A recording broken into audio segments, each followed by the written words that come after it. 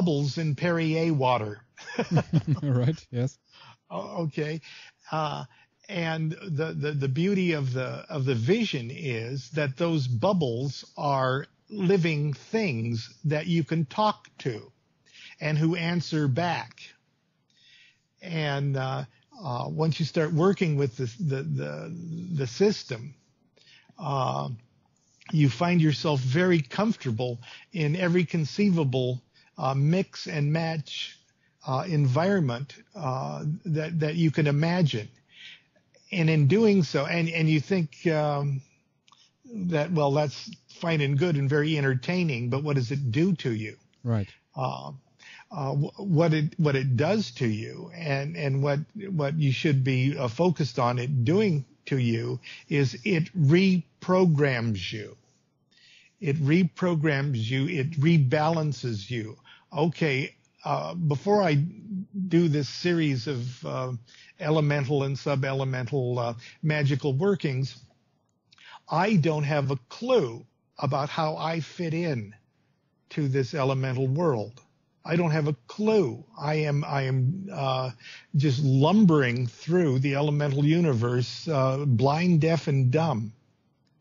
But the experience of actually being in that environment, the experience itself, the vision itself reprograms you. You come out of every one of these sessions a more balanced individual on many levels. And it's something you just can't, or you very, very seldom feel it happening to you. You are so close to yourself that you don't feel yourself grow. You know, that's why spiritually you always go, oh, I'm not getting anywhere, until you think about where you were a year ago. Right. See what you mean. Yeah. So there's many ways that you can apply this, and it's not limited to people that perform ceremonial magic, as we like to think of it, with wands and cups and swords and discs. This is very universal process that you can take on all sorts of levels, and it's very attractive, especially for artists and musicians, to gain this greater depth of perception of how the universe and operates, and your particular place in the universe. So that's the elemental side of Enochian magic, and there's what's called the etheric side of Enochian magic, and this is the one that fascinates me the most at this period in my life, because working with the Enochian aethers, or the Enochian heavens, is a parallel process, very similar to what the Kabbalists call path workings. And for those that aren't familiar with that process, the Kabbalists have this marvelous schema called the Tree of Life. And there's 10 major landmarks in the Tree of Life, and the highest landmark is the equivalent of the environment of the consciousness of Supreme Deity, and the lowest one is right down here on Earth. You know, the most earthy, in-your-face level of consciousness. Yes. And there are certain paths that connect these emanations, these 10 emanations, and there are certain images and colors and sounds that are at least by tradition, sacred to these different levels. And you set to work by magical means, meditation and such, to visit these paths, and you have a vision in these paths that help you get to the next level. And that's called path working in Kabbalistic magic, mm-hmm. and in most in the nomenclature of most Western initiatory orders. The Enochian system does exactly the same thing, or the etheric part of the Enochian system. Only instead of 10 major landmarks, there are 30. 30 levels of consciousness. Mm-hmm. Now, we're still dealing with the same universe. We're still dealing with the big supreme consciousness of the universe, of which we are a part. Actually, we are the supreme consciousness of the universe. We just haven't woken up to that fact. Mm-hmm. And each step in path working and each step in the Enochian Aether work is our gradual step-by-step waking up and raising our own consciousness. And it's still the same universe. We're just looking at it with the Kabbalah. We're looking at it through a pair of eyeglasses that break things up into tens. And with Enochian visions, we're wearing a pair of eyeglasses that break the same absolute supreme consciousness with eyeglasses that break things up into 30. Does that make sense? Right.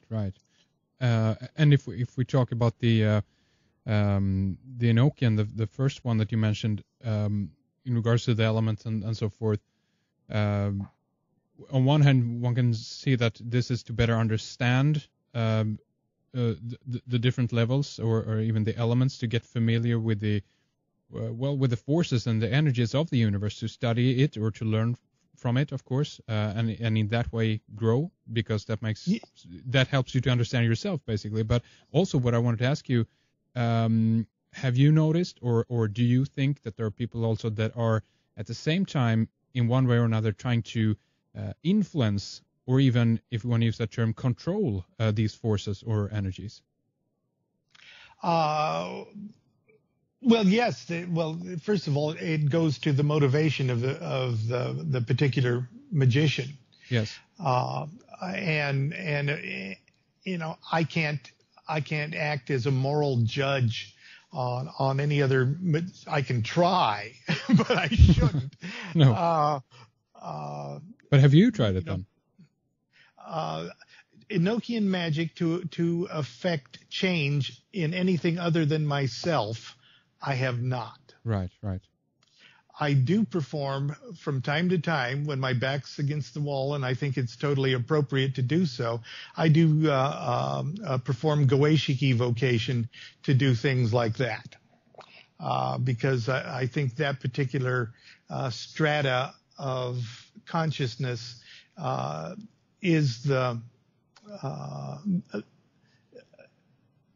what does the heavy lifting in the universe. And when I need heavy lifting done, I don't hesitate to evoke those quote unquote spirits. And is that you mentioned the Goetic invocation? Is that something called the Lesser Keys of Solomon? Is that the reference work here? That's my favorite. That's my evocation drug of choice. Okay, I see what you mean. All right, got you.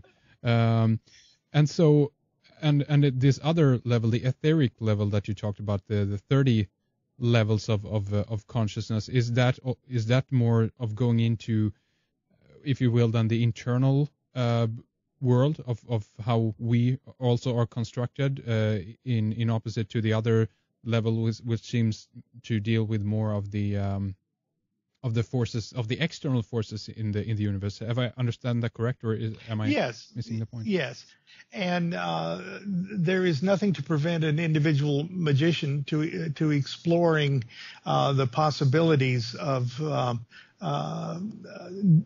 using the Enochian intelligences to do heavy lifting. I've just found, for my personal workings and for the way I teach, that the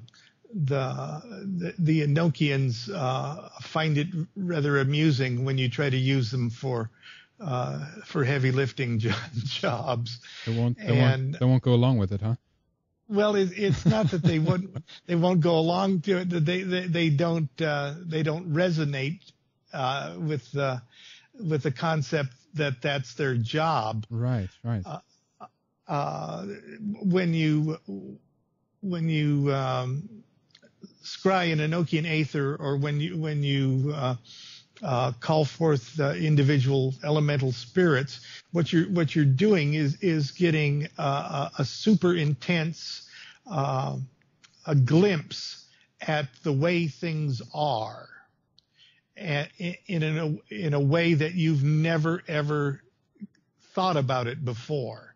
These are just marvelous opportunities for you to see the divine way things are, and it, for you to cause change to occur on the material plane by means of these visionary experiences is certainly something you do, but it's your experience of seeing things the way they are causes you to grow as a magician, so that you affect those changes in the world. Yes. Well, I get your point, because I think you have a very good and simple in that regard a quote on your website that says, "I can change only one thing with magic, myself," and in that sense, then to me it means that also that if you change yourself, you actually, in one regard, are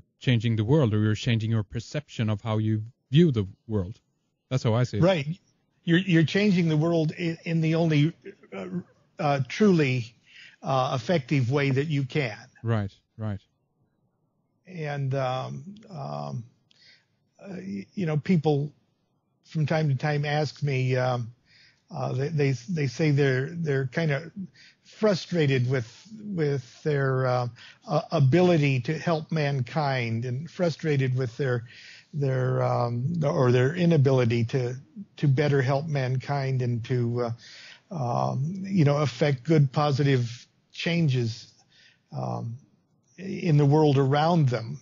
Almost like I would like to be a nice political magician, and there's nothing wrong with that, and I certainly have my political points of view and bias, but I have to tell them that the greatest thing that you can do for the world is to gain enlightenment yourself. Yes.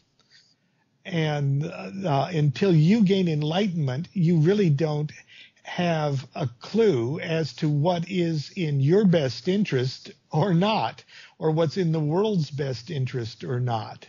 As long as you're just a well-meaning, unenlightened person, you may as well be a mean-spirited, nasty, unenlightened person, because you really don't know.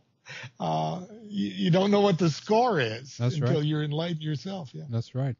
And these have all these techniques or ways of going about studying yourself. Basically, you feel that these have really helped you, and do you also feel that at how should I put it, that an already system that is already is set in place, so to speak, have that been the best way for you to go about it? Because in one regard, I also feel that it's very, very, very interesting with all these systems and all these set down rules and all this stuff in that sense. But I also feel this idea that one can also self-explore these areas, meaning that you can discover them yourself without the set of a system. I don't know if you would agree with that or not, but oh no, I absolutely agree. These systems, and everybody's going to hate me for this, but these systems, both Kabbalistic and Enochian, are truly just devices to open the way for you doing this kind of stuff completely on your own. Right. In the final analysis, you do everything alone. Even when you join great occult organizations and initiatory societies, and you do group rituals with people and all of that, well, it's fine and good, but all your magic, all of it, you do yourself, and no two magicians do any of this stuff in the same way, even while their wallet